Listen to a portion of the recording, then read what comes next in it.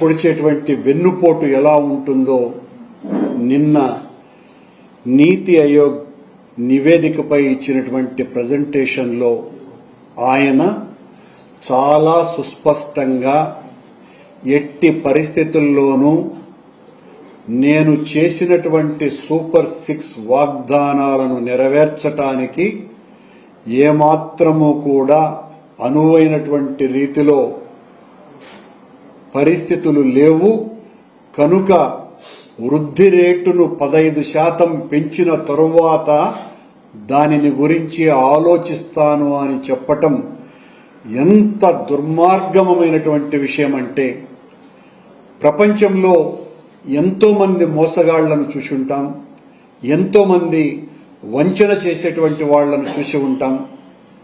కానీ ఒక ప్రజానాయకుడిగా ఉండి ప్రజలకు మేలు చేయటానికే కారణజన్ముడుగా జన్మించినాను అని తన అనుయాయుల చేత పొగిడించుకునేటువంటి చంద్రబాబు నాయుడు గారు చేసినటువంటి ఈ ప్రజా వంచన అన్నింటికంటే చాలా దుర్మార్గమైనటువంటిది.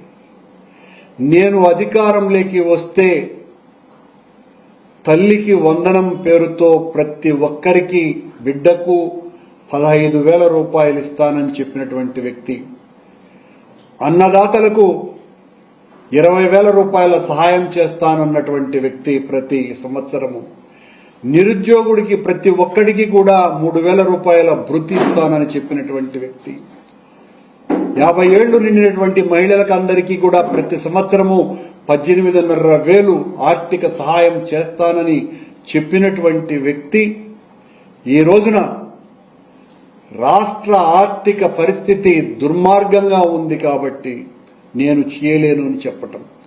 ఇదే చంద్రబాబు నాయుడు గారు, పవన్ కళ్యాణ్ గారు, ఆయన కూటమిలో సాగేటువంటి పురంధరేశ్వరి గారు వీళ్ళంతా కూడా ఎన్నికలలో ప్రచారం చేసినప్పుడు రాష్ట్ర ఆర్థిక పరిస్థితి కకావికలమైపోయింది, తునాతునకలైపోయింది. జగన్మోహన్ రెడ్డి 14 లక్షల కోట్ల రూపాయల ఆర్థిక భారాన్ని మోపినాడు ఈ రాష్ట్రం మీద, ఈ రాష్ట్రమంతా అప్పుల్లో కూరుకుపోయింది అని చెప్పినటువంటి ఈ ముగ్గురు నేతలు ఇంత ఆర్థిక దుస్థితి ఉన్నప్పటికీ కూడా జగన్మోహన్ రెడ్డి ఇస్తున్నటువంటి ఈ పథకాల కంటే మిన్నగా దాదాపు 2.5 లక్షల కోట్ల రూపాయలు అధికంగా నేను నా వాగ్దానాలకు హామీగా ఇస్తున్నాను అని చెప్పి ఓట్లను దండుకున్నటువంటి చంద్రబాబు నాయుడు గారు ఆ రోజున 14 లక్షల కోట్లని చెప్పి, ఈవిడేమో పురంధరేశ్వరి 12 లక్షల కోట్లని చెప్పి, పవన్ కళ్యాణ్ ఏమో 10 లక్షల కోట్ల అప్పును చెప్పి ఒకరికొకరు పొంతన లేకుండా అప్పులు, జగన్మోహన్ రెడ్డి గారు చేసినటువంటి అప్పులను బూచిగా చూపించి నిజానికి చంద్రబాబు నాయుడు గారు అధికారం కోల్పోయినప్పటికీ 19వ సంవత్సరం నాటికి 4,12,000 కోట్ల రూపాయల అప్పులు మిగిల్చి వెళితే జగన్మోహన్ రెడ్డి గారి సమయంలో చేసినటువంటి అప్పులు కేవలం 2,30,000 కోట్ల రూపాయలు. ఇది అందరూ చెప్పేటువంటి మాట. మొత్తం 6,42 రూపాయల అప్పులుగా ఉంటే చంద్రబాబు నాయుడు గారు చెప్పినటువంటి మాట 14 లక్షల కోట్ల నుంచి ఈ రోజున 9,70,00,000గా చెబుతూ ఈ అప్పులు తీర్చాలంటే సాధ్యమయ్యే పని కాదు, వృద్ధి రేటును పెంచాలా. కనుక ఏ ఒక్క హామీని కూడా ఇవ్వటానికి సిద్ధంగా లేను అని అంటూనే ఎంత కష్టమైనా కూడా నేను ప్రజలకు చేసినటువంటి వాగ్దానాలను నెరవేర్చకుండా పోను అని మళ్లీ మరొక అబద్ధం. ఇంత దుర్మార్గమైనటువంటి పాలన చంద్రబాబు నాయుడు గారు గతంలో పాలించినప్పుడు కూడా ఇంత దుర్మార్గంగా పరిపాలించాల.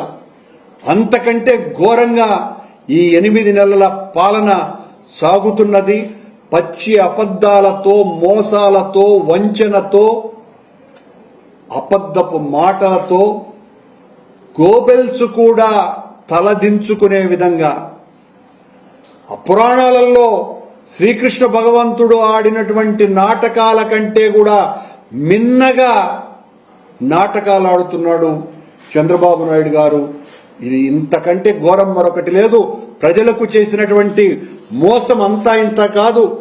అబద్ధాల బుద్ధుడు ఈ చంద్రబాబు నాయుడు, అవినీతికి సిద్ధుడు. కోట్ల ప్రజల కళ్ళు మూసి గద్దెనెక్కినటువంటి ఈ చంద్రన్న లాక్కోవటం తప్ప తెలియనివాడు. అప్పుడు మామ నుంచి అధికారం లాక్కున్నారు. ఇప్పుడు జనాన్ని మోసం చేసి 8 నెలల క్రితం ఓట్లు లాక్కున్నాడు. ఏరు దాటే ముందు ఓడ మల్లయ్య, దాటేశాక బోడి మల్లయ్య. ఇది మన చంద్రయ్య. ఇంత దారుణంగా చంద్రబాబు నాయుడు గారు అశ్వత్థామ హత కుంజరహ అన్నట్లు ఆనాడు సంపద సృష్టిస్తా అని పైకి అంటే నిజమనుకున్న మనం లోపల లోకేష్ కోసమని, ఆయన అనుచరుల కోసమని మాత్రమే ఈ సంపద సృష్టి అన్న సంగతి జనం గుర్తించలేకపోయినారు. ఈయన కపట నాటకం ముందు శ్రీకృష్ణ భగవానుడు పురాణాలలో ఆడినటువంటి నాటకం కూడా చెల్లు. ఎన్నికల ముందు ఎన్ని వాగ్దానాలు చేసినాడు. వాక్యే గదా మాటే గదా అని ఇష్టం వచ్చినట్టు దానం చేసినారు.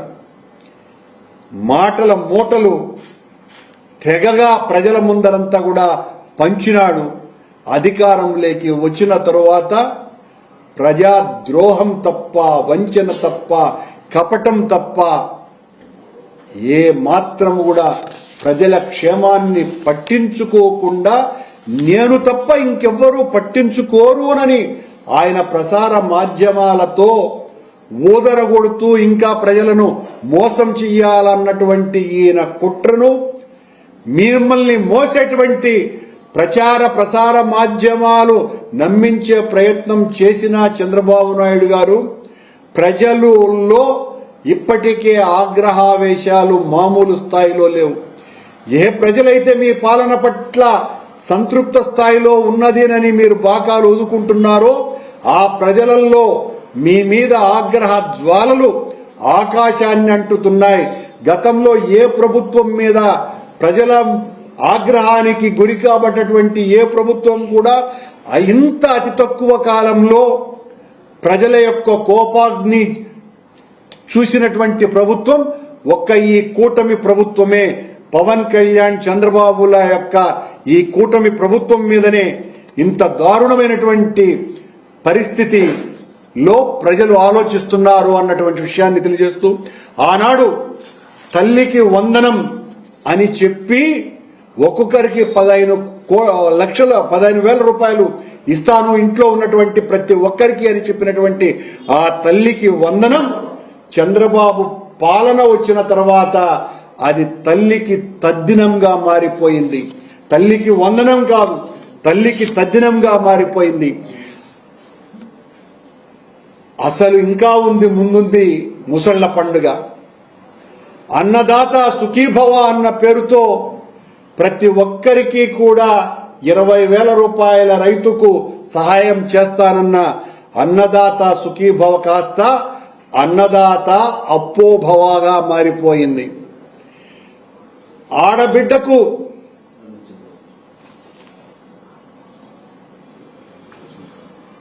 ఆడబిడ్డకు నిధి పేరుతో ఏటా 18,000 రూపాయల సాయం చేస్తానన్నటువంటి చంద్రబాబు నాయుడు గారు ఆడబిడ్డ నిధి కాస్త ఆడబిడ్డకు ఏడుపు విధిగా మారిపోయింది.